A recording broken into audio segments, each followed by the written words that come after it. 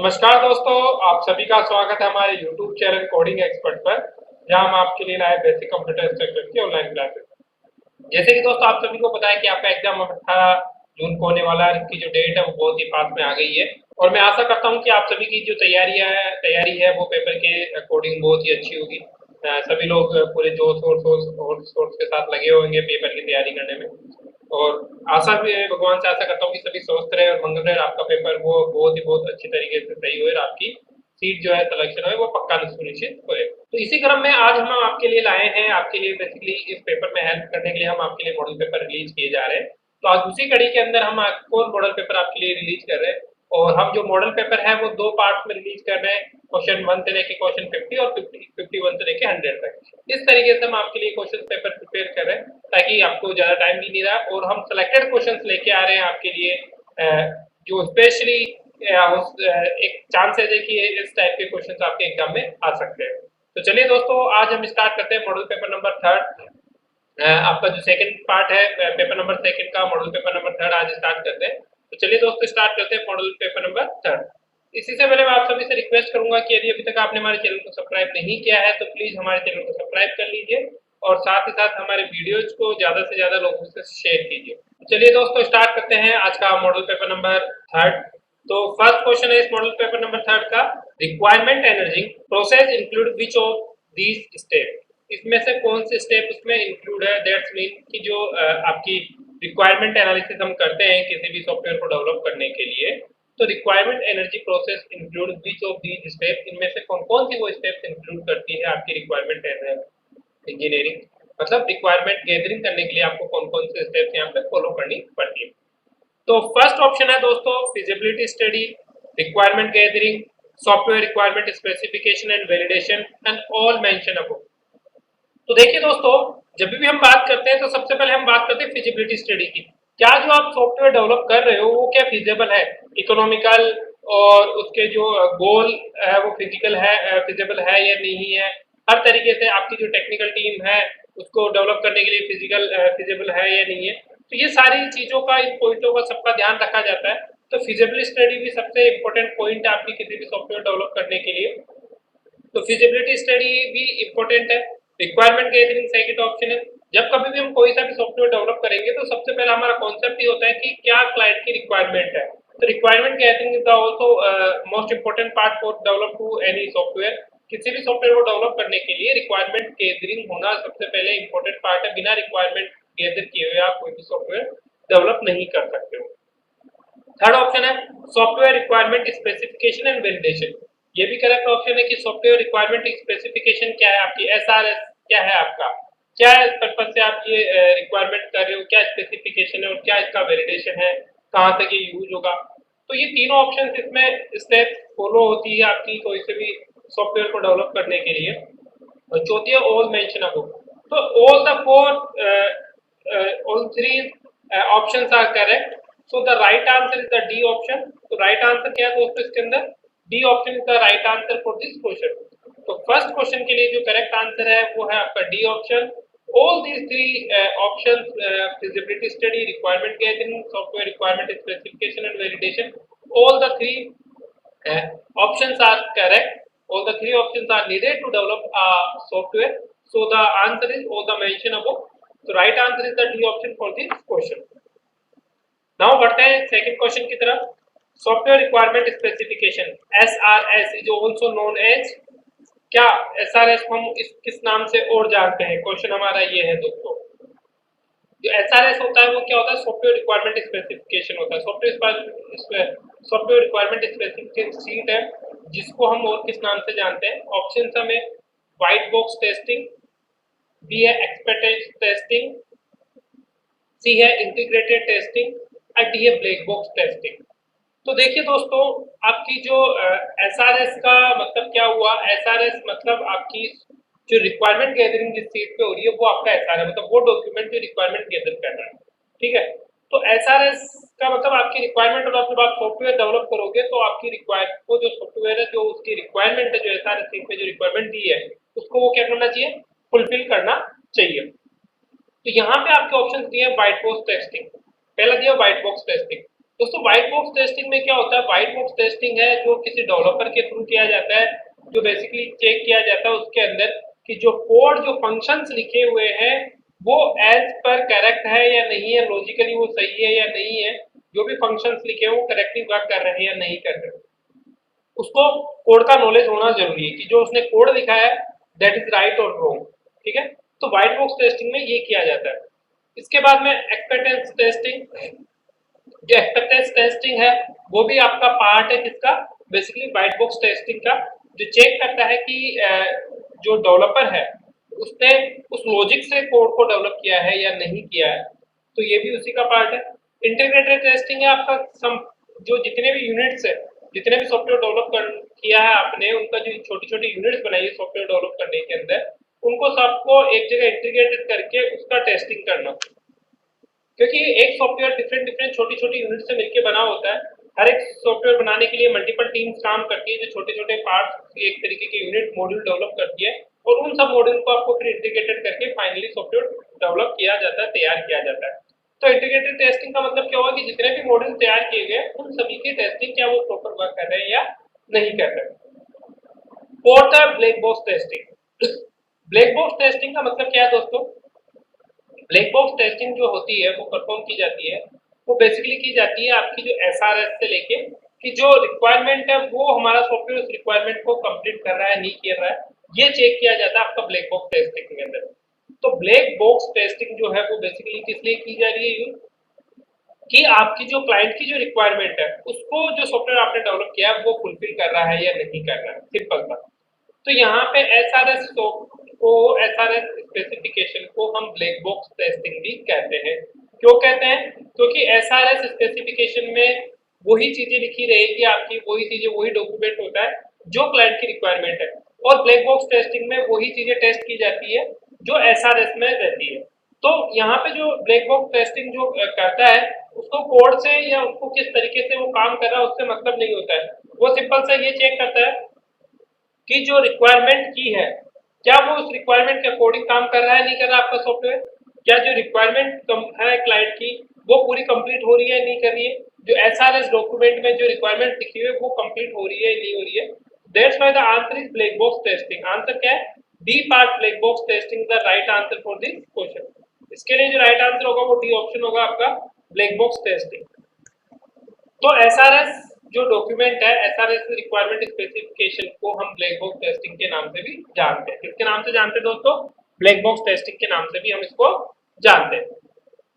Now the next question is which SDLC activity does the user initiate the request for a desired software product? Which SDLC software development life cycle की कौन सी activity include करती है user to initiate the request for a desired software product, कि first stage क्या होती है किसी भी डिजायर्ड सॉफ्टवेयर की जो रिक्वेस्ट करने के लिए, कि ये लेट सपोज आपको कोई भी सॉफ्टवेयर डेवलप करना है, तो एसडीएलसी जो सॉफ्टवेयर डेवलपमेंट लाइफ साइकिल होता है सबसे पहला प्रोसेस यही होता है कि वो कैसे इनिशिएट करे, रिक्वेस्ट कैसे इनिशिएट करे कि किसी को भी जो डिजायर सॉफ्टवेयर प्रोडक्ट बनाना है तो उसको रिक्वेस्ट कैसे करे।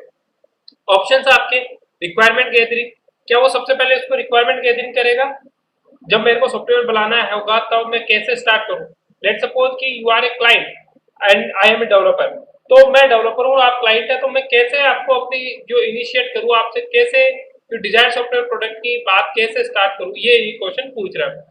इम्प्लीमेंटेशन, इम्प्लीमेंटेशन कहाँ होगा, जब तक आपका रिक्वायरमेंट आपकी गैदरिंग नहीं होगी तो इम्प्लीमेंटेशन आपका नहीं होगा। तो ये फर्स्ट स्टेप आपकी दोनों ही नहीं है, ना तो आप इम्प्लीमेंट तो बाद में करोगे जब आपकी रिक्वायरमेंट गैदरिंग प्रोसेस कंप्लीट हो जाए, उसके बाद में आप उस पर वर्क करना स्टार्ट करोगे तब इम्प्लीमेंट करोगे। डिस्पोजिशन, डिस्पोजिशन भी आपका नहीं होगा, क्योंकि डिस्पोजिशन कब होगा, जब आपको कंफर्मेशन मिलेगा तब आप डिस्पोजिशन करोगे, तो यहाँ पे कंफर्मेशन अभी तक आपका नहीं है। फोर्थ कम्युनिकेशन, तो फोर्थ किसी भी चीज को आपको बनाने के लिए उस क्लाइंट से क्या करना पड़ेगा, कम्युनिकेट करना पड़ेगा।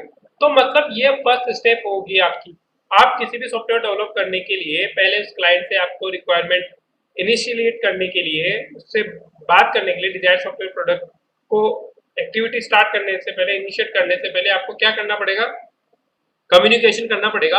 So D is the right answer for this question. इसके लिए जो राइट आंसर होगा वो आपका होगा डी ऑप्शन। करेक्ट आंसर क्या होगा, डी ऑप्शन। क्यों होगा, क्योंकि कम्युनिकेशन ही फर्स्ट स्टेप है, इनिशियल स्टेप है एसडीएलसी की। जब तक आपका कम्युनिकेशन क्लाइंट से नहीं होगा तब तक आप कोई भी सॉफ्टवेयर डेवलप नहीं कर सकते हो।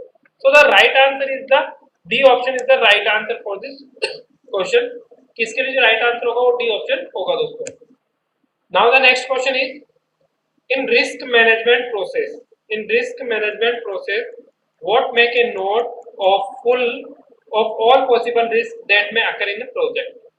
आप रिस्क मैनेजमेंट प्रोसेस की जब हम बात कर रहे हैं तो व्हाट मेक ए नोट, कौन सा नोट बनता है, what make a note of all possible risk, जो भी सारी पॉसिबिलिटी ऑफ रिस्क है वो that may occur in project, जो कि आपके प्रोजेक्ट में होती है। आप किस में वो एक तरीके से कि क्या पॉसिबल रिस्क आप क्रिएट करोगे, क्या पॉसिबल रिस्क आप आइडेंटिफाई करोगे कि कौन सी पॉसिबल रिस्क हो सकती है इस प्रोजेक्ट को डेवलप करने के लिए। तो risk management process what make a note, कौन सा नोट बनाती है, तो ऑफ ऑल पॉसिबल रिस्क, सभी जो पॉसिबल रिस्क को कवर करे in a project, manage, monitor, categorize and identification. तो आप जब भी कोई भी प्रोजेक्ट डेवलप कर रहे हो, प्रोजेक्ट बना रहे हो, कोई भी सॉफ्टवेयर बना रहे हो, तो इसमें रिस्क मैनेजमेंट कहाँ कहाँ से होगा। पहला है मैनेज, पहला है मैनेज। तो रिस्क मैनेजमेंट मैनेज किस तरीके से होगा आपका, मैनेज ऑप्शन नहीं हो सकता, क्योंकि रिस्क मैनेजमेंट प्रोसेस क्या है, आपको सारे रिस्क कवर करने। तो आप क्या करोगे, उन रिस्कों को सबसे पहले क्या करोगे, आइडेंटिफाई करोगे। तो मैनेज तो जब करोगे जब आप आइडेंटिफाई करोगे। तो possible risk that may occur in project, manage, then monitor, monitor कब करोगे आप, जब आपका प्रोजेक्ट डेवलप होगा तब आप मॉनिटर कर पाओगे, पर अभी तक आपको यही नहीं पता कि कौन कौन से इसके अंदर रिस्क एनालिसिस हो सकते हैं, तो ये भी आपका आंसर नहीं हो सकता है। नेक्स्ट ऑप्शन है आपका कैटेगराइज। अब जब तक आप रिस्क एनालाइज नहीं कर पाओगे तो उसको कैटेगराइज कैसे कर पाओगे दोस्तों। तो सबसे पहले इसके अंदर ना तो आपका जो ऑप्शन है मैनेज भी नहीं हो सकता है, दूसरा मॉनिटर भी नहीं हो सकता है, तीसरा आपका कैटेगराइज भी नहीं हो सकता है कि कैटेगराइज नहीं कर सकते हो। फोर्थ आइडेंटिफिकेशन, यस, कि रिस्क मैनेजमेंट प्रोसेस के अंदर सबसे पहले आपको जो नोट बनाना होगा जो सारे रिस्क को कवर करेगा, वो कब कवर होगा आपका, कब निकलेगा, जब उसकी रिस्क आप आइडेंटिफाई करोगे। तो उस प्रोजेक्ट के बारे में जो भी उसके यूज है, जो उसके आइडेंटिफिकेशन है, वो सबसे पहले आपको फाइंड आउट करना पड़ेगा। ये सारी आपकी पॉसिबल रिस्क है किसी भी प्रोजेक्ट के लिए identification.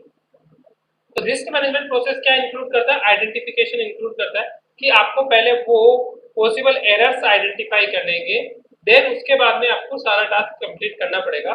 So the right answer is the D option for this question. इसके लिए जो राइट आंसर होगा वो होगा आपका डी ऑप्शन दोस्तों। क्या होगा, D option. Identification is the all possible risk note which are right to which are identify a risk।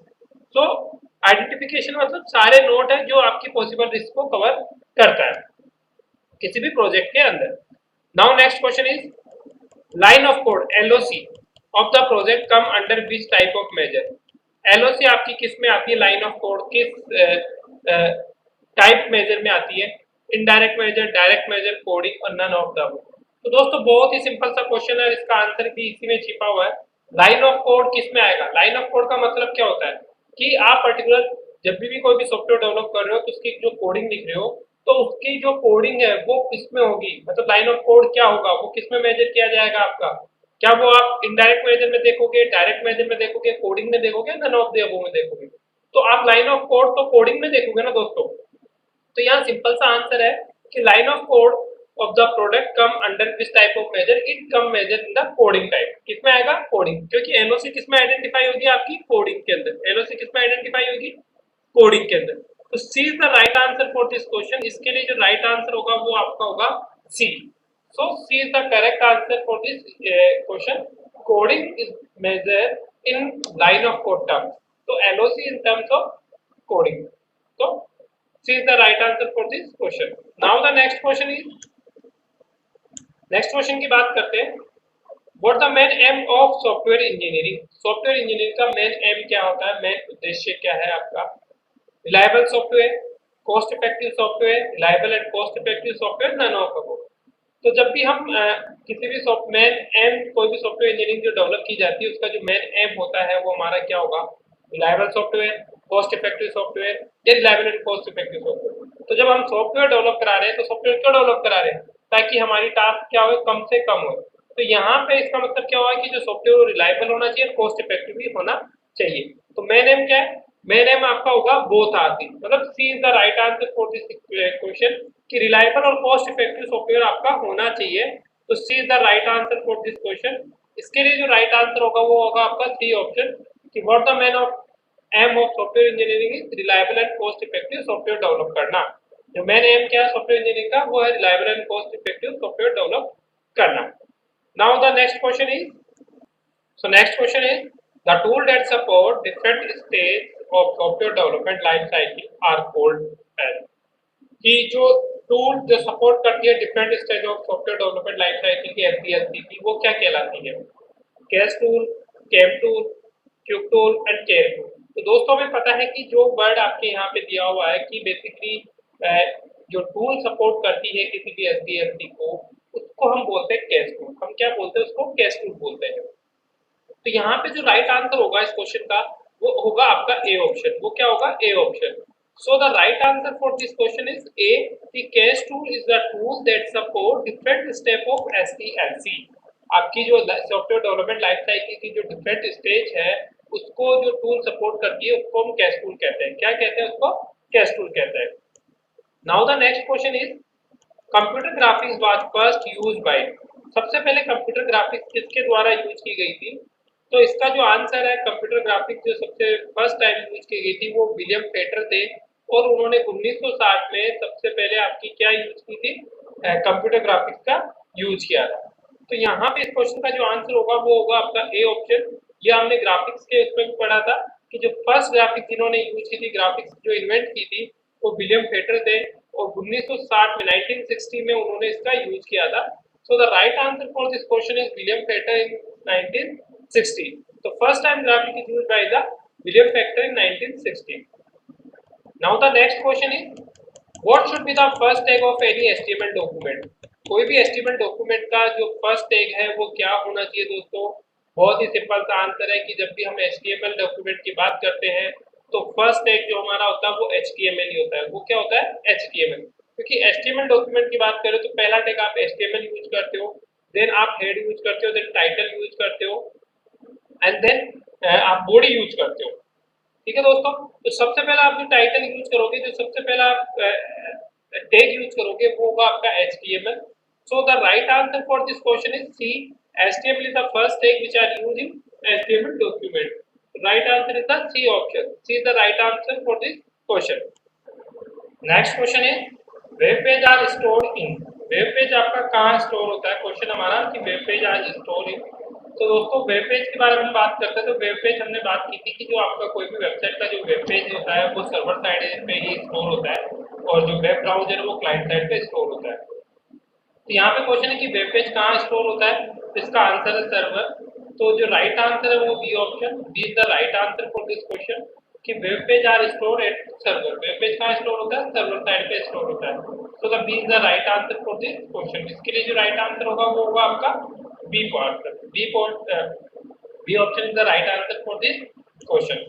Now the next question is, आपका जो नेक्स्ट क्वेश्चन है वो है विच of the following describe E commerce? इनमें से कौन सा e commerce को डिस्क्राइब करता है? आपका फर्स्ट है doing business electronically, doing business sale of good, all of good. तो बेसिकली ई कॉमर्स की जब भी हम बात करते हैं तो दोस्तों ई कॉमर्स का मतलब क्या होता है? ई कॉमर्स का मतलब होता है इलेक्ट्रॉनिकल बिजनेस करना, इलेक्ट्रॉनिकल बिजनेस करना।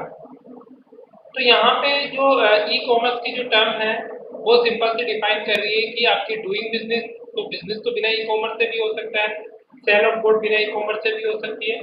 तो that means the describe E commerce is doing business electronical, electronically जो बिजनेस हो रहा है हम उसको बोलेंगे E commerce. So that's why the right answer is the A option कि which of the following describe E commerce? तो doing business electronically describe the E commerce.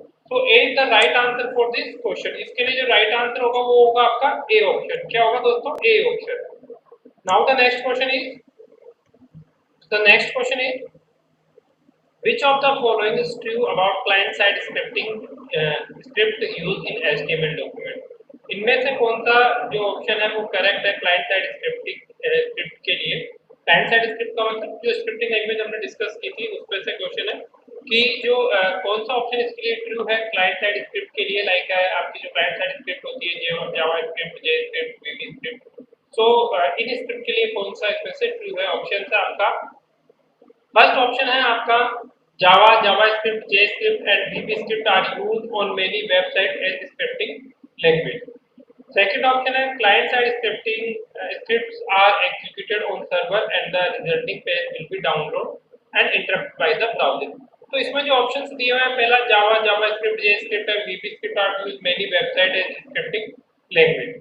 तो यहाँ पे HTML डॉक्यूमेंट की बात करें, जो यूज इन HTML डॉक्यूमेंट, जो HTML डॉक्यूमेंट में यूज की जा रही है आपकी, तो वीबी स्क्रिप्ट और जो ये आपकी जावा स्क्रिप्ट ये है, बेसिकली आपकी जो रन होती है वो होती है एक, तो ये जो स्क्रिप्टिंग लैंग्वेज है basically server side scripting languages होती है। तो फर्स्ट ऑप्शन आपका इसमें करेक्ट नहीं होगा। नाउ द सेकंड ऑप्शन है आपका कि client side script are executed on the server. जब क्लाइंट साइड की बात कर रहे हैं तो वो सर्वर पे कैसे एग्जीक्यूट होगी, तो ये भी ऑप्शन आपका करेक्ट नहीं होगा कि क्लाइंट साइड जो स्क्रिप्ट है वो क्लाइंट साइड ही एग्जीक्यूट होती है, not a server side. C option है client side scripting increase the network traffic on the execution of script. जब क्लाइंट साइड स्क्रिप्ट जो रन हो रही है पर्टिकुलर किसी क्लाइंट पे ही रन हो रही है, तो नेटवर्क ट्रैफिक को कैसे इंक्रीज करेगी? यदि यही स्क्रिप्ट सर्वर पे रन होती तो वहां पे नेटवर्क ट्रैफिक को इंक्रीज करती। तो C is not the right answer, C इसका राइट आंसर भी नहीं होगा। नेक्स्ट डी ऑप्शन है client side script can perform many functions such as data validation and provide net interactive feedback to the user. तो client side script जो है वो क्या परफॉर्म करती है? मेनी फंक्शन परफॉर्म करती है such as data validation and provide interactive feedback to the user.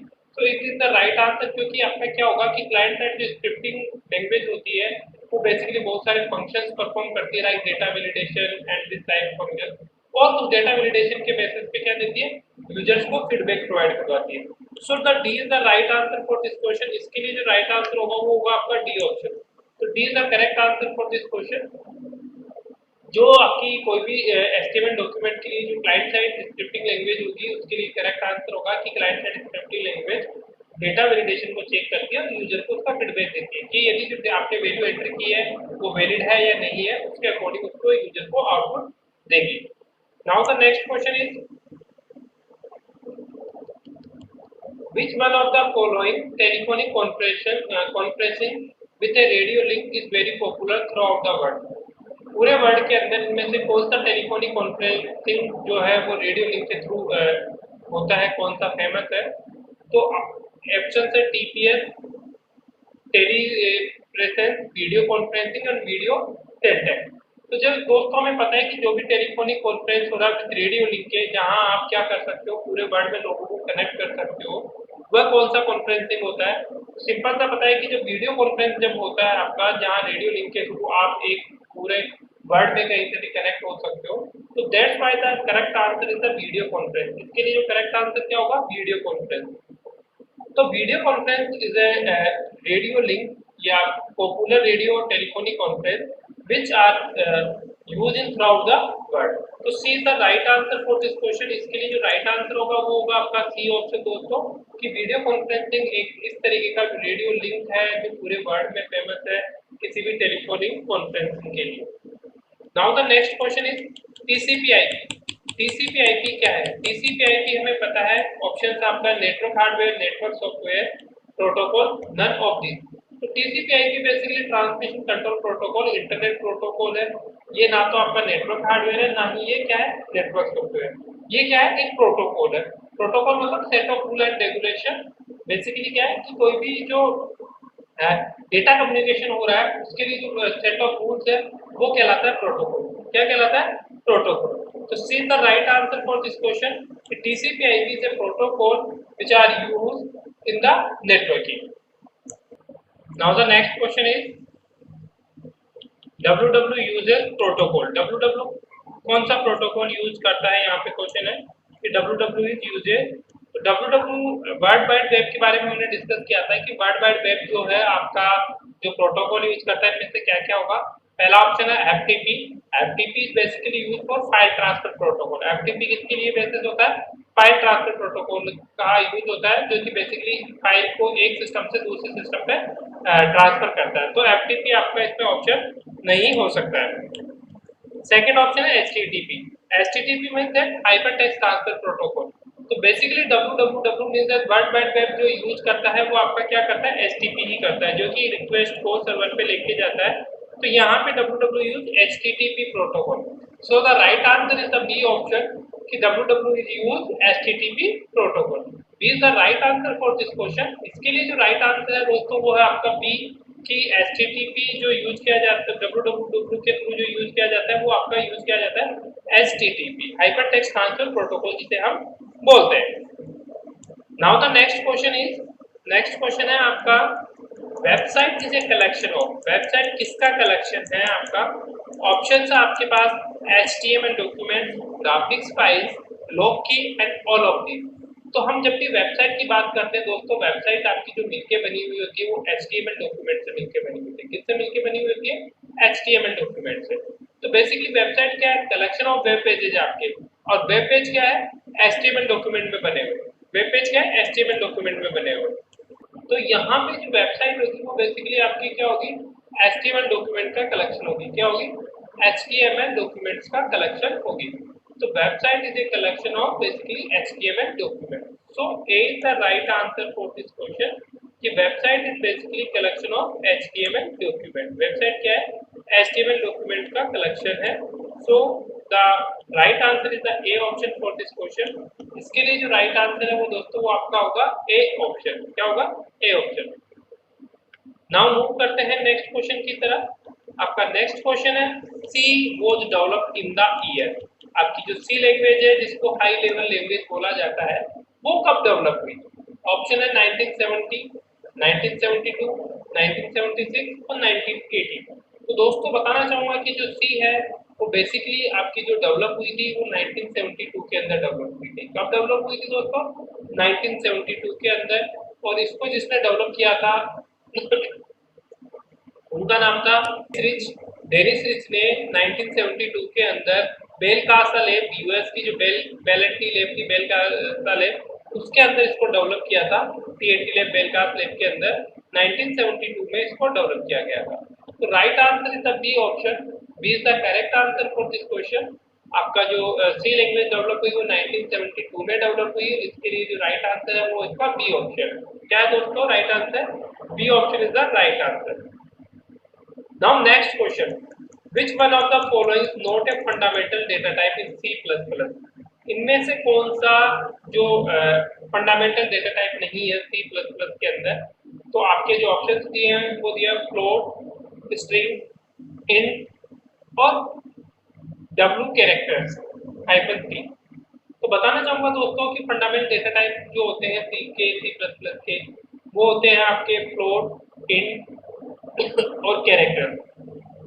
तो ये बेसिकली जो फंडामेंटल डेटा टाइप्स है, यहाँ पे आपके जो ऑप्शन आ रहे थे जैसे fundamental, not a fundamental data type, हमारा क्वेश्चन है not a fundamental data type. तो फ्लोट भी आपका फंडामेंटल डेटा टाइप है, तो ये भी ऑप्शन नहीं हो सकता। इंटीजर भी आपका फ्लोट फंडामेंटल डेटा टाइप है, ये भी नहीं हो सकता।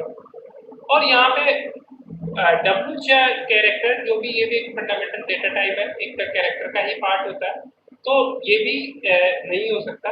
अब जिसमें ऑप्शन बचता है वो बचता है आपका स्ट्रिंग। तो स्ट्रिंग फंडामेंटल डेटा टाइप नहीं होती है आपकी। क्या नहीं होती है? फंडामेंटल डेटा टाइप क्या नहीं होती है? स्ट्रिंग नहीं होती है। क्योंकि जो बेसिक फंडामेंटल डेटा टाइप है वो आपके हैं इंटीजर, आपका फ्लोट, वॉइड, कैरेक्टर, ये बेसिक फंडामेंटल टाइप्स है। String is basically collection of character. String को किस क्या डिफाइन किया है? कलेक्शन ऑफ कैरेक्टर्स स्ट्रिंग को डिफाइन किया है। इस वजह से ये फंडामेंटल डेटा टाइप नहीं है C++ का। So the right answer for this question is the B option, कि string is not a fundamental data type in C++। Now the next question है, who invented Java programming? Java programming किसने invent की थी? तो दोस्तों Java programming जो invent की थी वो थे आपके जेम्स गोसली, जिन्होंने जावा प्रोग्रामिंग इन्वेंट की थी। आपकी जो है गोडियो वेट रुस्तम ने आपकी पाइथन डेवलप की थी। डेनिस रिच ने आपकी सी लैंग्वेज डेवलप की थी। और बेंजरेन स्ट्रप ने आपकी C++ लैंग्वेज डेवलप की थी। तो दोस्तों यहाँ पे जो जावा डेवलप की वो जेम्स गोसली ने डेवलप की। So right answer for this question is the B option. Java is developed by James Gosling and Guido van Rossum is developed Python. Dennis is developed C and Benjamin Straub developed C++. So the James Gosling is the right answer for this question. तो इसके लिए जो right answer होगा वो होगा आपका James Gosling. क्या answer होगा दोस्तों? James Gosling. So the correct answer for this question is James Gosling दोस्तों। Now the next question is, आपका जो नेक्स्ट क्वेश्चन है वह है the language allow more than one method in a single class. इनमें से कौन सी लैंग्वेज है जो आपकी more than one method allow करती है इन ए सिंगल क्लास? किसी सिंगल क्लास में more than one method allow करती है, वो कौन सी लैंग्वेजेस है?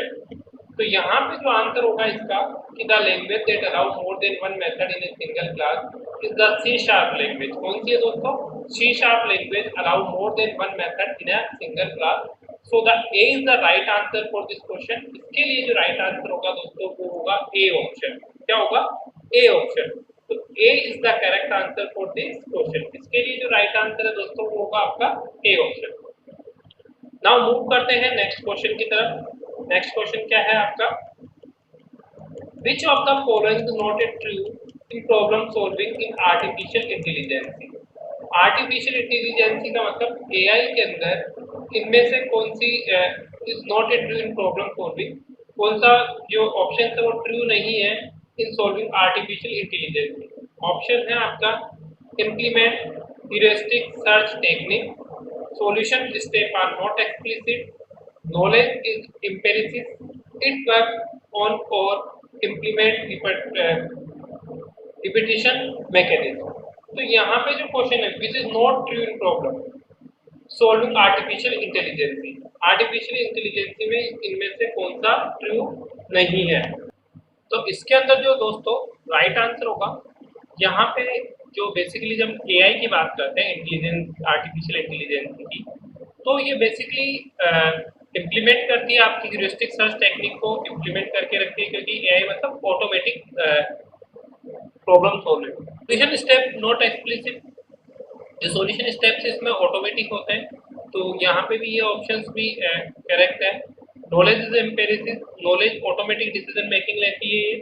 It work on implements repetition mechanism, तो this is the not true in the problem of solving in artificial intelligence. ये true नहीं है कि it work on the implements repetition mechanism.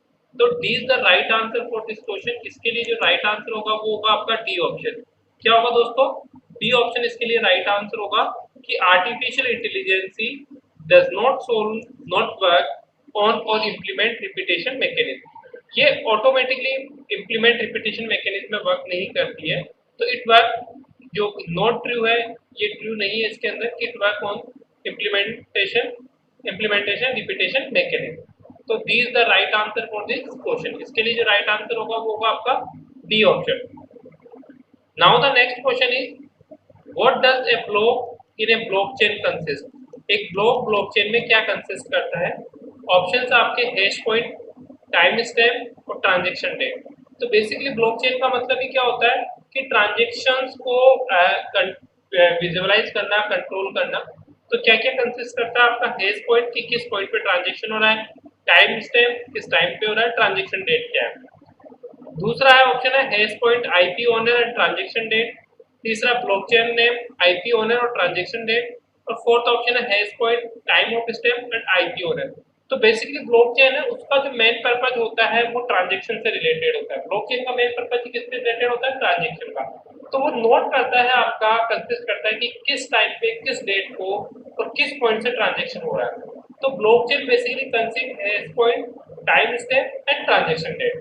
तो इसके अंदर जो राइट आंसर होगा वो होगा आपका ए ऑप्शन, क्योंकि ब्लॉकचेन बेसिकली ट्रांजैक्शन को कंसिस्ट करता है, ट्रांजैक्शन को चेक करता है। तो यहाँ पे वो जो मेन पार्ट है उसका, जो ब्लॉकचेन का जो मेन पार्ट है वो आपका ए option, hash point, time stamp और transaction date.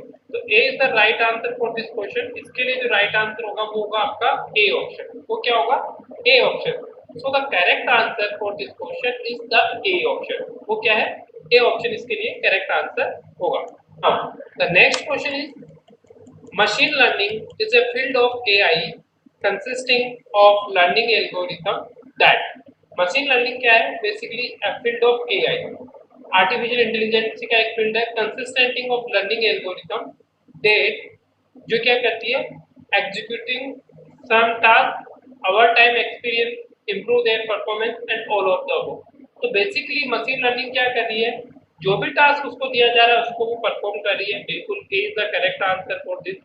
Now over time with experience, आपका जो और टाइम है वो भी कैलकुलेट करती है विद एक्सपीरियंस, जैसे जैसे टाइम एक्सपीरियंस होता है वैसे और टाइम भी इम्प्रूव परफॉर्मेंस भी करती है। And D is the all of the all. तो मशीन लर्निंग जो है बेसिकली एआई के अंदर, एआई एल्गोरिथम के अंदर ये सारे टास्क परफॉर्म करती है। So the right answer is the D option. D is the right option for this question कि this machine learning is complete all the transaction, all the options, fulfill the all the option। तो D is the right answer for this question। इसके लिए जो right answer होगा वो होगा आपका D option। दोस्तों क्या right answer होगा? D option होगा। Now next question is which type of programming does Python support? Python किस टाइप की प्रोग्रामिंग को सपोर्ट करता है? तो बेसिकली पाइथन जो लैंग्वेज है बेसिकली दोस्तों वेब डेवलपमेंट, आपका web application, web development, software development, आपका डेटा साइंस, एआई, एमआई सबके साथ वो क्या होता है? सबको सपोर्ट करता है। तो पाइथन जब सबको सपोर्ट कर रहा है दैट मीन ये सारी लैंग्वेजेस को सपोर्ट कर रहा है। तो यहाँ पे जो ऑप्शन है कि पाइथन किस प्रोग्रामिंग को सपोर्ट करता है? ऑप्शन ऑब्जेक्ट ओरिएंटेड प्रोग्रामिंग, क्या ओप्स को सपोर्ट करता है? जी हाँ, सारी लैंग्वेजेस को सपोर्ट करता है। That mean object oriented programming को भी ये सपोर्ट करता है। दूसरा structured program like C and C plus plus, उसको भी ये सपोर्ट करता है। स्ट्रक्चर्ड प्रोग्रामिंग होती है। फंक्शनल प्रोग्रामिंग, फंक्शनल जो प्रोग्रामिंग है उसको भी ये सपोर्ट करता है आपका Python. So, and fourth option is all of the mentioned। So the right answer for this question is all of the mentioned, क्योंकि Python जो है बेसिकली सभी टाइप की प्रोग्रामिंग लैंग्वेज को, सभी टाइप के प्रोग्रामिंग स्ट्रक्चर को सपोर्ट करता है। So D is the right answer for this question। जिसके लिए आंसर होगा वो होगा आपका D ऑप्शन। तो D is the right answer for this question। इसके लिए जो राइट आंसर है वो आपका D ऑप्शन होगा दोस्तों। नेक्स्ट क्वेश्चन है हमारा Which of these specifier would be applied on the constructor only? इनमें से कौन सा जो है वो बेसिकली किसके ऊपर एप्लीकेबल होता है? आपका कंस्ट्रक्टर के ऊपर एप्लीकेबल होता है। कौन सा स्पेसिफायर है जो आपका कंस्ट्रक्टर के ऊपर एप्लीकेटेड हो? कंस्ट्रक्टर का मतलब क्या होता है कि कंस्ट्रक्टर बेसिकली एक ऐसा फंक्शन होता है जिसका नाम क्लास के नेम के इक्वल होता है। जिसका नेम क्या होता है? क्लास नेम के इक्वल होता है, सेम होता है। तो यहाँ पे जो कंस्ट्रक्टर है वो कौन सा होगा? एक्सप्लिसिट होगा, इम्प्लिसिट होगा, प्रोटेक्टेड होगा, पब्लिक होगा। तो बेसिकली जब भी हम कंस्ट्रक्टर की बात करते हैं तो प्रोटेक्टेड और पब्लिक आपके इनहेरिटेंस के कीवर्ड्स है, इनहेरिटेंस स्पेसिफायर्स है। तो सी और डी इसमें ऑप्शंस आपके नहीं हो सकते, सी और डी इसमें ऑप्शंस नहीं हो सकते। इसके बाद भी जो ऑप्शंस बचते हैं दोस्तों आपके पास बचते हैं एक्सप्लिसिट और इम्प्लिसिट। तो कंस्ट्रक्टर बेसिकली जो एक्सप्लेन करता है वो करता है आपके एक्सप्लिसिट स्पेसिफायर्स को। किसको एक्सप्लेन करता है? एक्सप्लिसिट स्पेसिफायर्स को ये एक्सप्लेन करता है। क्योंकि इम्प्लिसिट बेसिकली क्या होता है कि यहाँ पे जो कंस्ट्रक्टर है वो उसका नाम किसके नाम पे होगा? फंक्शन के नेम के इक्विवेलेंट होगा। तो ये किसको स्पेसिफाई कर रहा है? एक्सप्लिसिट, सेम एक्सप्लिसिट की तरह वर्क कर रहा है। So A is the right answer for this question. इसके लिए जो राइट आंसर होगा वो होगा आपका ए ऑप्शन। क्या होगा दोस्तों? Right answer A is the right answer for this question. इसके लिए जो राइट आंसर होगा वो होगा आपका A option.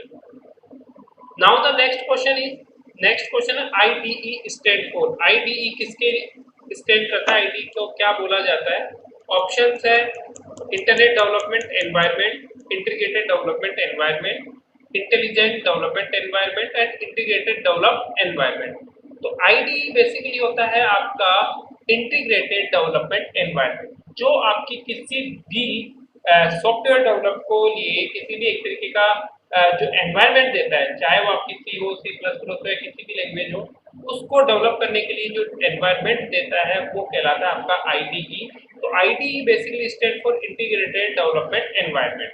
So the B is the right answer for this question. इसके लिए जो राइट आंसर होगा दोस्तों वो होगा आपका बी ऑप्शन। क्या होगा?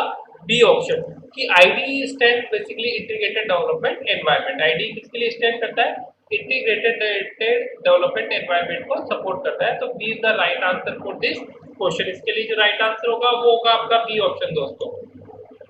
Now the next question is which if the following is are the level of implementation of data structure।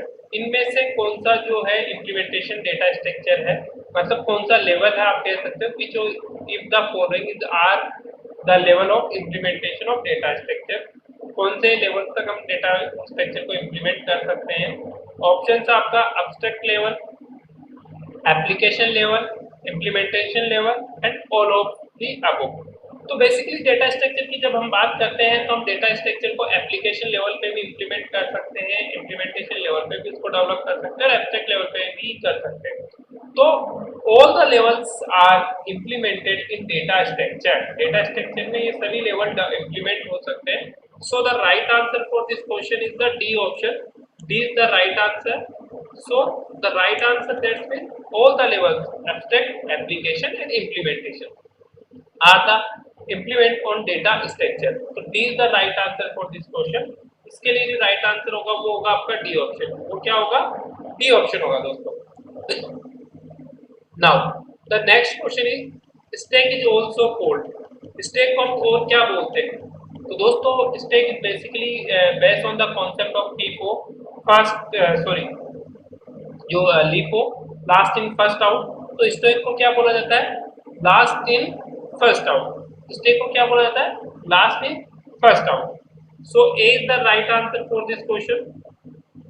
इसके लिए जो राइट आंसर होगा वो होगा आपका A option, because stack is known last in first out. Stack को क्या बोलते हैं? लास्ट इन फर्स्ट आउट बोलते हैं। तो A is the right answer for this question. इसके लिए जो राइट आंसर होगा वो होगा आपका ए ऑप्शन दोस्तों। Now the next question is which data structure allow deleting data element from front and insertion A to Z। इनमें से कौन सा डेटा स्ट्रक्चर अलाउ करता है आपको डेटा एलिमेंट्स को डिलीट करना? कहां से? फ्रंट से। फ्रंट से डिलीट करना होता है और इंसर्ट किससे करना होता है? रियर से। तो कौन सा डेटा स्ट्रक्चर आपका? ऑप्शन से stack, queue, deque, binary search tree. Stack के अंदर हमें पता है कि बेसिकली स्टैक के अंदर एक ही पॉइंट होता है टॉप, वहां से हम डेटा को इंसर्ट कर सकते हैं और क्या कर सकते हैं? डिलीट कर सकते हैं। तो स्टैक का आपका ऑप्शन होगा नहीं इसके अंदर। सेकंड ऑप्शन है आपका क्यू। तो क्यू क्या होता है? बेसिकली क्यू के टू एंड्स होते हैं, एक फ्रंट एंड होता है, एक रियर एंड होता है। फ्रंट एंड किसके लिए होता है? बेसिकली डेटा को डिलीट करने के लिए। जो आगे होगा वो रिमूव होगा और जो रियर होगा वहां से डेटा इंसर्ट होगा। सो the right answer for this question is Q, क्योंकि वो डेटा स्ट्रक्चर आपका जो अलाउ करता है फ्रंट से डिलीट करने का और रियर से इंसर्ट करने का वो होता है क्यू। तो B is the right answer for this question. इसके लिए जो राइट आंसर होगा वो होगा आपका बी ऑप्शन। क्या होगा दोस्तों? B option. So the correct answer for this question is the B option. Now the next question is to represent hierarchical relationship between element which data structure is suitable। hierarchical relationship को show करने के लिए कौन सा data structure suitable है आपका? First है DQ, B है प्रायोरिटी, सी है ट्री एंड डी है ग्राफ। जब भी हम hierarchical रिलेशनशिप की बात करते हैं तो बेसिकली जो एम होता है वो ट्री स्ट्रक्चर का होता है। किसका होता है? ट्री स्ट्रक्चर का। तो हिरार्किकल रिलेशनशिप शो करता है आपका ट्री स्ट्रक्चर को। किसको शो करता है दोस्तों? Tree structure data structure, tree data structure को वो शो करता है। तो यहाँ पे जो राइट आंसर होगा इस क्वेश्चन का वो होगा ट्री। राइट आंसर क्या होगा? Tree. That means C is the right answer for this question. का जो हिरार्किकल रिलेशनशिप है वो आपको रिप्रेजेंट कर रहा है किसके थ्रू? ट्री के थ्रू। तो C is the right answer for this question. इसके लिए जो राइट आंसर होगा वो होगा आपका सी ऑप्शन। नेक्स्ट क्वेश्चन है आपका in the traverse we process all of a vertices descend before we move and adjacent vertex. इनमें से कौन सा? In the traverse we process all the vertices, सारे वर्टिसेस को प्रोसेस करेंगे। Descends before we move to adjacent vertex. Adjacent vertex से move होने से पहले उस वर्टेक्स पे जितने भी आपके और एजेस होंगे उनको हम परफॉर्म करेंगे या उनको ट्रेवल्स करेंगे। तो ऐसा किसमें होता है दोस्तों? तो यहाँ पे क्या दिया हुआ है कि we process all the vertex. हम पहले किसको प्रोसेस करेंगे, सभी वर्टेक्सेस को descending before the move to adjacent vertex. Adjacent vertex पे पहुंचने से पहले किसको हम ट्रेवल्स करेंगे। तो बेसिकली यहाँ पे जो आंसर होगा, जो ऑप्शन है वो आपके हैं डेप्थ फर्स्ट और ब्रेड्थ फर्स्ट। तो डेप्थ फर्स्ट की जब भी हम बात करते हैं दोस्तों, डेप्थ फर्स्ट की जब भी हम बात करते हैं तो डेप्थ फर्स्ट आपको किसको कौन सा डेटा स्ट्रक्चर को यूज करता है, डेप्थ फर्स्ट आपके स्टैक डेटा स्ट्रक्चर को यूज करता है, ब्रेड्थ फर्स्ट आपके क्यूब डेटा स्ट्रक्चर को यूज करता है। तो स्टैक डेटा स्ट्रक्चर है वो बेसिकली क्या होता है, लास्ट इन फर्स्ट आउट। जो लास्ट में आता है वो सॉरी लास्ट जो स्ट्रक्चर आपका जो स्टैक डेटा स्ट्रक्चर है वो होता है लास्ट इन फर्स्ट आउट। जो लास्ट में आता है वो सबसे पहले जाता है और जो सबसे पहले आता है वो लास्ट में मूव करता है। तो यहाँ पे हम एक वर्टेक्स जो लास्ट में आ रही है, तो जो वर्टेक्स लास्ट में आ रही है उसकी जितनी भी एडजेस्ट वर्टेक्स होगी वो सबसे पहले ट्रेवर्स होगी और उसके बाद में वो वर्टेक्स कंप्लीट हो गई तो जो सेकंड वर्टेक्स है उसकी जो एडजेसेंट वर्टेक्सेस है वो कंप्लीट होगी। तो यहाँ पे जो ऑप्शंस होगा इसके अंदर, और बेस सर्च में क्या हो रहा है कि फर्स्ट इन फर्स्ट आउट पे बेस होता है। बेस सर्च है वो क्यू बेसिस होता है। वो कैसा बेसिस होता है आपका, क्यू बेस पे वर्क करता है। जहां पे क्यू बेस पे क्या होगा कि फर्स्ट इन फर्स्ट आउट जो पहले आई है उसकी जो सारी एड्रेस मैट्रिक्स है वो सब ट्रेवल्स करेंगे। देन हम बाकी की जो पहले आई है उसके सारी को प्रोसेस करेंगे, फिर जो नेक्स्ट आएगी उसको प्रोसेस, जो पहले आएगी वो पहले निकलेगी। बट यहाँ पे जो क्वेश्चन है कि vertex descends before the move to adjacent vertex. Next vertex करने से पहले हमें कौन से पे मूव करना होगा, तो वो होता है डेप्थ फर्स्ट के अंदर। वो किसमें होता है आपका, डेप्थ फर्स्ट के अंदर। तो डेप्थ फर्स्ट के अंदर जो राइट आंसर होगा वो होगा आपका ए ऑप्शन। इसके अंदर जो राइट आंसर क्या होगा दोस्तों, A is the right answer for this question. इसके लिए जो राइट आंसर है वो है आपका ए ऑप्शन। क्या है, A option. Now the next question is which of the following not internal short. इनमें से कौन सा इंटरनल शॉर्ट नहीं है। दो टाइप की शॉर्टिंग हमने डिस्कस की थी, एक्सटर्नल शॉर्टिंग और इंटरनल शॉर्टिंग। इंटरनल शॉर्टिंग का मतलब है कि जो बेसिकली आपका इंटरनल मेमोरीज में परफॉर्म होता हो, और एक्सटर्नल शॉर्ट का मतलब है जो लाइक एक्सटर्नल मेमोरीज में परफॉर्म होता हो। आपका एक्सटर्नल मेमोरी जैसे फ्लिप डिस्क, फ्लॉपी डिस्क और इनमें परफॉर्म होता हो, तो वो कौन सा है। तो बेसिकली जब भी हम भी बात करते हैं, मेरा क्वेश्चन है नॉट इंटरनल शॉर्ट, इनमें से कौन सा इंटरनल शॉर्ट नहीं है। तो मर्ज शॉर्ट जो होता है दोस्तों वो बेसिकली इंटरनल शॉर्ट नहीं होता है, वो आपका एक्सटर्नल शॉर्ट होता है। कौन सा होता है, एक्सटर्नल शॉर्ट होता है। तो यहाँ पे जो करेक्ट आंसर होगा कि which of the following not a internal sort, तो merge sort is not a internal sort. तो C the right answer for this question, merge sort, quick sort are not the part of internal sort. आपकी merge sort, quick sort और deep sort है वो internal sort के part नहीं है। आपके insertion sort, bubble sort जो sorry insertion sort, bubble sort और सिलेक्शन शॉर्ट आपके किसके पार्ट है, इंटरनल शॉर्ट के पार्ट है। So the right answer is the C option. इसमें जो राइट आंसर होगा वो दोस्तों वो क्या होगा, सी ऑप्शन, कि merge sort is not a part of internal sort, it is a part of external sort. Now the next question is which of the following are the operations applicable on primitive data structure। इनमें से कौन सा जो operation है वो आपका primitive data structure, तो इनमें से कौन सा जो ऑपरेशन है are capable on primitive data structure. Data structure पे कौन सा एप्लीकेबल होता है आपका, create, destroy, update and all of the above. तो बेसिकली जब भी हम बात कर रहे हैं यहाँ पे कि जो प्रिमिटिव डेटा स्ट्रक्चर है उन पे कौन कौन से ऑपरेशन एप्लीकेबल होते हैं, तो इसका जो राइट आंसर होगा, क्योंकि आपका जो ऑपरेशंस होते हैं प्रिमिटिव डेटा स्ट्रक्चर पे वो आप कौन सा यूज कर सकते हो, डिस्ट्रॉय मतलब डिलीट कर सकते हो, उसको अपडेट कर सकते हो, क्रिएट मतलब इंसर्ट कर सकते हो एंड ऑल ऑफ अबव। तो बेसिकली डेटा स्ट्रक्चर की जब भी हम बात करते हैं प्रिमिटिव डेटा स्ट्रक्चर पे, तो डेटा स्ट्रक्चर पे आपका इंसर्शन, डिलीशन और अपडेशन तीनों टाइप के ऑपरेशन परफॉर्म होते हैं आपके। तो all of the above is the right answer for this question. इसके लिए जो राइट आंसर होगा वो होगा आपका D option, all of the above is the right answer for this question. तो यहाँ पे जो राइट आंसर है वो होगा डी ऑप्शन। वो क्या होगा, D option, all of the above. So the right answer for this question is D option, all of the above. Now the next question is, next question है आपका what data structure is used for depth first travels for the graph. DFS के लिए हम कौन सा data structure use करते हैं, depth first tables के लिए कौन सा डेटा स्ट्रक्चर हम यूज करते हैं। तो अभी थोड़ी देर पहले ही दोस्तों हमने देखा था कि बेसिकली जो data structure depth first tables perform कर रहा है उसके लिए हम जो डेटा स्ट्रक्चर यूज कर रहे हैं वो होता है आपका स्टेट। क्या होता है दोस्तों, स्टेट। और ब्रेथ फर्स्ट सर्च के लिए जो हम डेटा स्ट्रक्चर यूज करते हैं वो होता है आपका क्यू। वो क्या होता है, queue. So the right answer for this question is state. B is the right answer for this question. इसके लिए जो राइट आंसर होगा वो होगा आपका बी ऑप्शन। वो क्या होगा, बी ऑप्शन। तो B is the correct answer for this question. Now the next question is a binary tree can be convert into its mirror image by traversing in it. कि binary tree है वह mirror image में कैसे convert होगा, या कौन सा आप ट्रेवर्जिंग परफॉर्म करोगे जिसके थ्रू बाइनरी जो ट्री है आपका मिरर इमेज में कन्वर्ट हो जाए। मिरर इमेज का मतलब मिरर इमेज में आप देखोगे तो वो जस्ट उसके अपोजिट दिखाता है। तो यहाँ ऑप्शन था आपका in order, pre order and post order. तीन ऑप्शन आपके यहाँ पे दिए हुए हैं।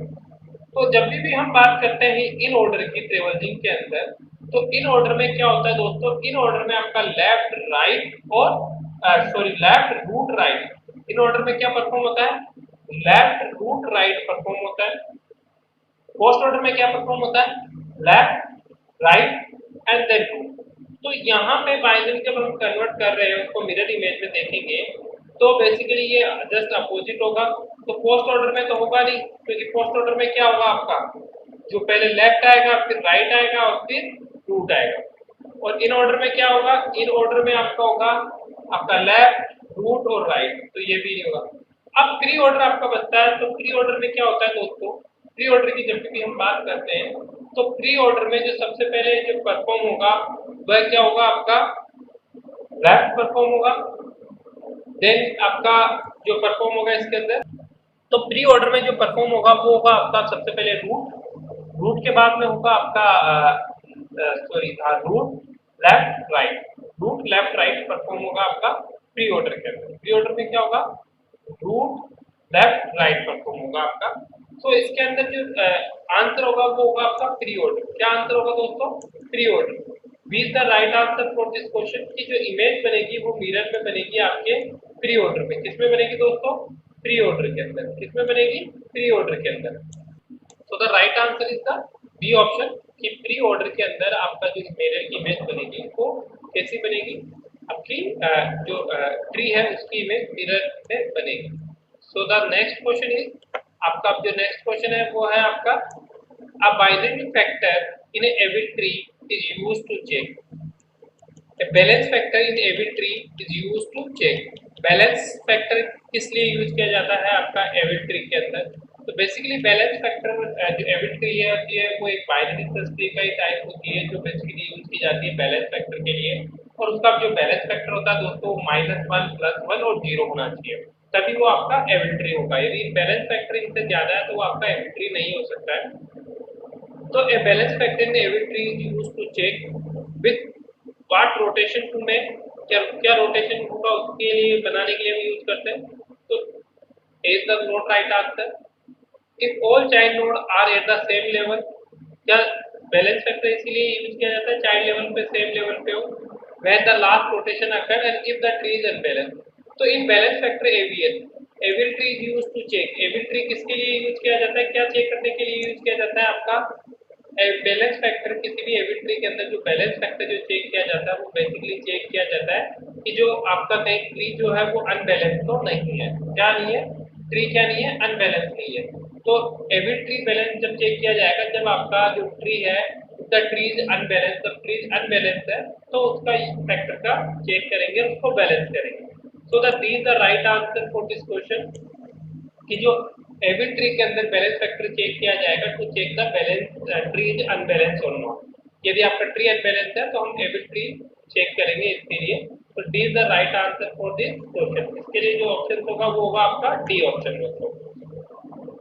Now the next question is which transmission media has the highest transaction speed in a network। में से कौन सा ट्रांजेक्शन हाईएस्ट स्पीड है, कौन सा ट्रांजेक्शन मीडिया है जिसमें हाईएस्ट ट्रांसमिशन मीडिया है। जिसमें जो ट्रांजेक्शन की स्पीड है वो हाई होती है किसी भी नेटवर्क के अंदर। तो बेसिकली ट्रांसमिशन मीडिया हमने देखा था कि ट्रांसमिशन मीडिया होता है आपका कोक्सियल केबल, आपका ऑप्टिकल फाइबर और ट्विस्टेड पेयर केबल। बट जो हाईएस्ट ट्रांजेक्शन होता है वो होता है आपका ऑप्टिकल फाइबर केबल के अंदर। किसमें होता है दोस्तों? ऑप्टिकल फाइबर केबल के अंदर। तो ऑप्शन आपके सामने यहाँ पे coaxial cable, twisted pair cable, optical fibre और इलेक्ट्रिकल केबल। तो यहाँ पे ट्रांसमिशन मीडिया जो हाई स्पीड से फ्लो होता है दोस्तों होता है आपका किसके अंदर? आपका ऑप्टिकल फाइबर में। किसमें होता है? ऑप्टिकल फाइबर में। तो C the right answer for this question. इसके लिए जो राइट आंसर होगा वो होगा सी, कि द हाईएस्ट ट्रांसमिशन मीडिया और the highest transaction speed is perform in optical fibre cable. इसमें परफॉर्म होता है ऑप्टिकल फाइबर केबल के अंदर। तो C is the right answer for this question. इसके लिए जो राइट आंसर होगा वो होगा आपका C option. Now the next question is bits can be sent our guided and unguided media as analog signal by। अब आपकी जो बिट्स है वो गाइडेड या अनगाइडेड मीडिया मतलब किसी भी ट्रांसमिशन मीडिया में जा रही है एज एनालॉग सिग्नल से जा रही है। तो वो कैसे जाएगी? By digital modulation, amplitude modulation, frequency modulation और फेज मॉड्यूलेशन। तो जब कभी भी हम बात करते हैं कि जो गाइडेड मीडिया है अनगाइडेड मीडिया है वो क्या करती है? वो आपके डिजिटल मॉड्यूलेशन को परफॉर्म करती है। तो यहाँ पे bits can send over guided and unguided media as analog signal. वो एनालॉग सिग्नल्स के वे में जाती है बाई किसके थ्रू आप एनालॉग सिग्नल्स में करोगे उसको? मॉड्यूलेशन के थ्रू। तो यहाँ पे जो आपका जो सिग्नल्स आ रहे हैं वो डिजिटल सिग्नल्स आ रहे हैं वो मॉड्यूलेट करके एनालॉग सिग्नल्स में जा रहे हैं आपके किसी भी मीडियम के थ्रू। तो यहाँ पे ये जो बिट सेंड की जा रही है वो डिजिटल मॉड्यूलेशन के थ्रू की जा रही है। किसके थ्रू की जा रही है? डिजिटल मॉड्यूलेशन की। क्यों? क्योंकि डिजिटल मॉड्यूलेशन में ही क्या होता है आपका? डिजिटल मॉड्यूलेशन में क्या होता है कि जो बिट सेंड की जा रही है बेसिकली 0 और 1 की फॉर्म में ये डिजिटल मॉड्यूलेशन को कन्वर्ट करता है आपके एनालॉग सिग्नल्स में। और ये एनालॉग सिग्नल्स आपकी ट्रांसमिट होती है गाइडेड और अनगाइडेड मीडिया में, चाहे वो आपका कोक्सियल केबल हो, चाहे वो ट्विस्टेड पेयर केबल हो, चाहे वो ऑप्टिकल फाइबर हो। तो A is the right answer for this question. इसके लिए जो राइट आंसर होगा वो होगा दोस्तों आपका ए ऑप्शन। क्या होगा? A option. Now the next question is physical layer provide. Physical layer क्या प्रोवाइड करती है आपकी? ऑप्शंस आपके mechanical specification of electrical connectors and cable, electrical specification of transmission line signal level, specification of IR और optical fibre and all of the above. तो फिर जो physical levels है वो आपकी ओसाई लेयर की जो सबसे बॉटम लेयर होती है वो होती है आपकी फिजिकल लेयर या लेयर नंबर 1 भी आप बोल सकते हो। और इसका जो लेयर का काम होता है फिजिकल लेयर का बेसिकली फिजिकल कनेक्शन को एस्टेब्लिश करना होता है। फिजिकल कनेक्शन एस्टेब्लिश करने के लिए जो रिक्वायरमेंट होती है उसको ये फुलफिल करती है। तो यहाँ पे ऑप्शन दिया हुआ है कि mechanical specification of electrical connectors and cable. Electrical connectors और केबल्स के लिए मैकेनिकल स्पेसिफिकेशन प्रोवाइड कराती है। करेक्ट, क्योंकि ये क्या करा रही है? फिजिकल कनेक्शन को, फिजिकल लेयर आपके कनेक्शन को एस्टेब्लिश कर रही है। तो ए बी इसमें राइट ऑप्शन है। B electrical specification for transmission line signal level. अब ये भी क्या कर रही है? Transmission line signal level. जब ट्रांसमिशन लाइन सिग्नल का मीन्स आ रहा है तो ये भी इसके लिए राइट ऑप्शन होगा, क्योंकि ये क्या करा रही है? लाइन सिग्नल्स के लेवल को भी क्या कर रही है? स्पेसिफाई कर रही है कि किस लाइन लेवल सिग्नल से सिग्नल ट्रांसमिट होने चाहिए। स्पेसिफिकेशन फॉर IR और ऑप्टिकल फाइबर। ऑप्टिकल फाइबर भी जहां आ गया मतलब क्या कर रही है? ये फिजिकल लिंकअप कर रही है। तो ऑप्टिकल फाइबर भी यहाँ करेक्ट आंसर है। तो that's mean both these three options are correct. So the D is the right answer कि all of the mentions are correct answer for this question. तो D is the right answer for this question. जो finally जो right answer होगा इसमें होगा वो आपका D option कि all these factors, all these options are correct for the physical layer. For the physical layer के लिए ये सभी options क्या है? Correct है दोस्तों। Now the next question is आपका next question है how many layers does the OSI reference model have? हमने पढ़ा था जो OSI रेफरेंस मॉडल के अंदर टोटल लेयर्स जो होती है वो 7 होती है आपकी। और TCPI मॉडल्स में जो लेयर्स होती है वो आपकी कितनी होती है दोस्तों? वो होती है आपकी 5 लेयर्स। वो कितनी होती है? 5 लेयर्स। तो यहाँ पे क्या आंसर आएगा आपका? 7 लेयर्स। क्या आंसर आएगा? 7 लेयर्स। तो D is the right answer for this question. इसके लिए जो राइट आंसर होगा वो होगा आपका D option. OSI has 7 layers. Now the next question the physical layer is responsible. Physical layer किसके लिए रेस्पॉन्सिबल है? लाइन कोडिंग के लिए, चैनल कोडिंग के लिए, मॉड्यूलेशन के लिए, ऑल ऑफ द मेंशन। तो बेसिकली हम जब फिजिकल लेयर की बात करते हैं तो फिजिकल टर्म में बात करते हैं। फिजिकली तो लाइन कोडिंग के लिए भी आपकी फिजिकल लेयर रेस्पॉन्सिबल है, चैनल कोडिंग के लिए भी रेस्पॉन्सिबल है, मॉड्यूलेशन के लिए भी रेस्पॉन्सिबल है, क्योंकि ये तीनों टास्क किस में हो रहे हैं, आपके फिजिकल लेयर में परफॉर्म हो रहे हैं।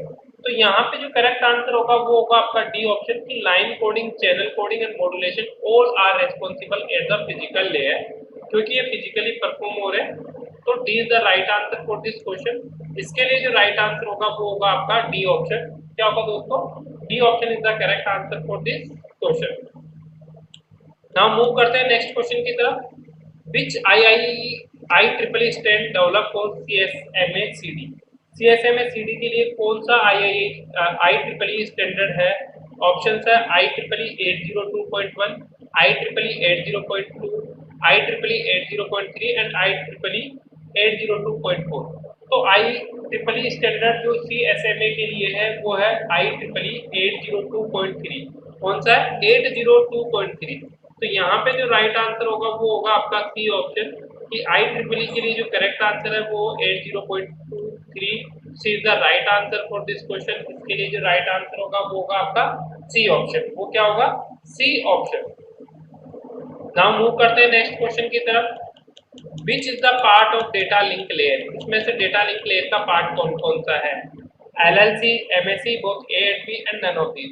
तो डेटा लिंक लेयर की बात जब हम बात करते हैं तो आपका जो LLC है वो स्टैंड करता है logical link layer. Logical link आपकी जो है लॉजिकल लिंक कंट्रोल को एक्सेस करता है, और दूसरा जो MAC है मीडिया एक्सेस कंट्रोल को स्पेसिफाई करता है।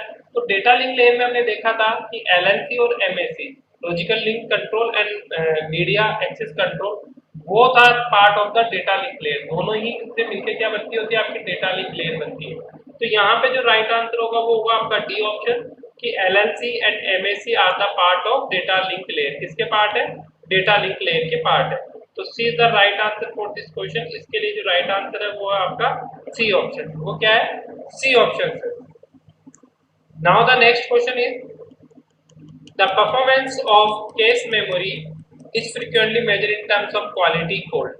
जो परफॉर्मेंस है किसी भी आपकी कैश मेमोरी की वो किस में मेजर की जाती है? उसको हम क्या बोलते हैं? ऑप्शन ए है मिस रेशो, बी है हिट रेशो, सी है लेटेंसी रेशो एंड डी है रीड रेशो। तो यहाँ पे किसी भी कैश मेमोरी की जो फ्रीक्वेंटली मेजर की जाती है, किसी भी कैश मेमोरी की फ्रीक्वेंटली मेजर की जाती है फ्रीक्वेंटली, वो की जाती है लेटेंसी रेशियो के अंदर। किसमें की जाती है दोस्तों? लेटेंसी रेशियो के अंदर। कि फ्रीक्वेंसी कितनी बार वो टर्म्स क्वालिटी टर्म्स में आएगी। तो यहाँ पे जो राइट आंसर होगा वो होगा आपका सी ऑप्शन कि performance of a cache memory is frequently measured in terms of latency ratio. किसमें मेजर की जाती है? Terms of latency ratio. तो C is the right answer for this question. इसके लिए जो राइट आंसर होगा वो होगा आपका सी ऑप्शन। वो क्या होगा? C option. C is the correct answer for this question. Now the next question is which of the following is not a machine instruction? इसके अंदर कौन सा मशीन इंस्ट्रक्शन नहीं है आपका? Not a following machine instruction. Option है आपका MOV, ORG, END and D option B and C. तो कौन सा यहाँ पे नहीं है ये हमें फाइंड आउट करना है। तो यहाँ पे हम बात करते हैं कि नॉट ए मशीन इंस्ट्रक्शन। तो मशीन इंस्ट्रक्शन कौन सा नहीं है? बेसिकली मशीन इंस्ट्रक्शंस होते हैं आपके लोड, मूव, ये सारे बेसिकली आपके मशीन इंस्ट्रक्शंस होते हैं। तो ORG और END आपके मशीन इंस्ट्रक्शन नहीं है कोई भी ऑर्गेनाइजेशन या END। तो यहाँ पे जो राइट आंसर होगा are not a machine instruction. कौन सा मशीन इंस्ट्रक्शन नहीं है? तो जो राइट आंसर है वो आपका डी ऑप्शन। क्या है? D option is the right answer. So the D is the correct answer for this question कि which was not a following machine instruction। आपका B and C not the machine instruction। Move and ORG and not are the machine instruction। Now the next question is आपका cash memory work on the principle of. Cache memory किस principal पे work करती है? तो यहाँ पे cache memory की principal की वर्क की जब हम बात करते हैं तो बेसिकली ये जो वर्क करती है वो वर्क करती है आपकी रेफरेंसेस पे। किस पे वर्क करती है? रेफरेंसेस पे, एड्रेसेस पे वर्क करती है। तो लोकेलिटी ऑफ डेटा, डेटा की लोकेलिटी पे वर्क करती है? नहीं, डेटा की लोकेलिटी पे आप कैश मेमोरी वर्क नहीं करती है, लोकेलिटी ऑफ मेमोरी पे भी वर्क नहीं करती है। ये वर्क करती है लोकेलिटी ऑफ रेफरेंस। किस पे वर्क करती है? Locality of reference. तो यहाँ पे जो राइट आंसर होगा वो होगा आपका C option, cache memory work on the principle of locality of reference. तो C is the correct answer for this question. इसके लिए जो करेक्ट आंसर होगा वो होगा आपका सी ऑप्शन। वो क्या होगा? C option is the right answer for this question. Now the next question is, a stack organized computer use instruction of, a stack organized computer क्या यूज करता है, कौन सा इंस्ट्रक्शन यूज करता है यहाँ पे? तो ऑप्शन है indirect addressing, two addressing, zero addressing और इंडेक्स एड्रेसिंग। तो स्टैक ऑर्गेनाइज कंप्यूटर जो है वो बेसिकली यूज करता है जीरो एड्रेसिंग। क्या यूज करता है दोस्तों? कौन से टाइप के इंस्ट्रक्शन यूज करता है? जीरो एड्रेसिंग टाइप के ये इंस्ट्रक्शन यूज करता है। तो C is the right answer for this question. इसके लिए जो राइट ऑप्शन होगा वो होगा आपका सी ऑप्शन, कि a stack organise computer use instruction of zero addressing. किसके इंस्ट्रक्शंस यूज करता है? जीरो एड्रेसिंग के इंस्ट्रक्शंस यूज करता है। नाउ मूव करते हैं नेक्स्ट क्वेश्चन की तरफ। नेक्स्ट क्वेश्चन है आपका, the addressing mode use in an instruction of the form of ADD XY। इनमें से कौन सा एड्रेसिंग मोड यूज किया जाता है? हमने एड्रेसिंग मोड के बारे में डिस्कस किया, रजिस्टर, डायरेक्ट, इनडायरेक्ट, इंडेक्स, इन सभी के बारे में हमने डिस्कस किया। तो ये किसकी फॉर्म है? ADD मतलब आपका है इंस्ट्रक्शन टाइप ADD, और X और Y क्या है? बेसिकली आपके ऑपरेंड्स एंड ऑपरेटर्स है। ADD आपका है, आपका जो इंस्ट्रक्शन दिया हुआ है। तो ये किस टाइप का होगा? तो बेसिकली ये जो होगा आपका इंस्ट्रक्शन वो होगा इंडेक्स टाइप का। कौन सा होगा दोस्तों? इंडेक्स टाइप का। So the addressing mode used in instruction of the form ADD XY is a index type. Is a index type. तो C is the right answer for this question. इसके लिए जो right answer होगा वो होगा आपका C option. तो C is the right answer for this question. इसके लिए जो right answer है वो होगा आपका C option, कि index instruction are used to add X or Y, XY. Now the next question is, threshing occur in a system. Threshing कब अकर होता है किसी भी सिस्टम में? ऑप्शन है the process on the system access page and not memory frequently. B option है a page fault popup. C option है the process on the system are running stage and the process on the system are in the waiting stage. तो thrashing का मतलब क्या होता है दोस्तों? कि थ्रेशिंग का मतलब ये होता है कि आप जो किसी मेमोरी की जो कैपेसिटी है उससे ज़्यादा उसको फ्रीक्वेंसी एक्सेस करने के लिए देते हो, या आप उसको उससे ज़्यादा लोड देते हो, तो थ्रेशिंग अकर होता है। तो थ्रेशिंग का मतलब होता है कि it is a process on the system access pages and not memory frequency, कि सिस्टम इतने पेजेस को एक्सेस कर रहा है जो कि उसकी मेमोरी की फ्रीक्वेंसी नहीं, कि जो मेमोरी की साइज है वो तो कम है और वो एक्सेस जो कर रहा है वो ज़्यादा कर रहा है। पहला ऑप्शन ये। दूसरा, ए पेज फॉल्ट पॉपअप। तीसरा ऑप्शन है process on the system is running stage, और चौथा ऑप्शन है process on the system are in the waiting stage. तो यहाँ पे थ्रेशिंग का मतलब क्या हुआ? मेमोरी जो नॉट फ्रीक्वेंटली है उससे भी ज्यादा सिस्टम को एक्सेस करना ही क्या कहलाता है? थ्रेशिंग कहलाता है। तो इसके लिए जो राइट आंसर होगा वो होगा आपका ए ऑप्शन, कि the process on the system access page and not memory frequent. उतने पेजेस को एक्सेस करना जो मेमोरी फ्रीक्वेंट नहीं है, इस वजह से आपके क्या हो जाता है? थ्रेशिंग अकर हो जाता है किसी भी मेमोरी में। थ्रेशिंग कब अकर होता है? जब आप किसी भी पेजेस को इतना एक्सेस कर लेते हो, ऐसा प्रोसेस जो सिस्टम एक्सेस पेजेस करता है जो मेमोरी फ्रीक्वेंट नहीं है, इज नॉन थ्रेशिंग। तो A is the right answer for this question. इसके लिए जो राइट आंसर होगा वो होगा आपका ए option. Now the next question is, which one of these is not shared by the same process thread? इनमें से कौन सा आपका not share by the same process है थ्रेड? जो थ्रेड प्रोसेस करता है वो इसके इनमें से कौन सा शेयर नहीं किया जा सकता, शेयर नहीं हो सकता है? तो which one of the not shared by the same process thread? Address space, stack, message queues and file detector table. तो यहाँ पे दोस्तों बेसिकली जब हम बात कर रहे हैं थ्रेड्स की, तो ये थ्रेड्स क्या कर सकता है? सब शेयर कर सकता है। आपका एड्रेस स्पेस भी शेयर कर सकता है, मैसेज क्यू भी शेयर कर सकता है, बट स्टैक है वो ये क्या नहीं कर सकता? शेयर नहीं कर सकता है। तो इसमें जो राइट आंसर होगा वो होगा बी ऑप्शन, कि जो आपका प्रोसेस के थ्रू, थ्रेड्स के थ्रू जो शेयर नहीं होता है वो नहीं होता आपका स्टैक। क्या नहीं होता है? Stack. So the right answer is this question is stack. B is the right answer for this question. इसके लिए जो राइट आंसर होगा वो होगा आपका B option, B is the correct option for this question. तो दोस्तों आज के फर्स्ट इस वीडियो के अंदर हमने बात की 1 से लेके 50 क्वेश्चन तक की। नेक्स्ट वीडियो में हम डिस्कस करेंगे आपके 51 से लेके 100 क्वेश्चन तक की। तो आज के लिए इतना ही है दोस्तों, और आप सभी से रिक्वेस्ट करता हूँ कि इस वीडियो को बार-बार देखिए ताकि जो क्वेश्चन है वो जल्दी से जल्दी आपको लर्न होए। धन्यवाद।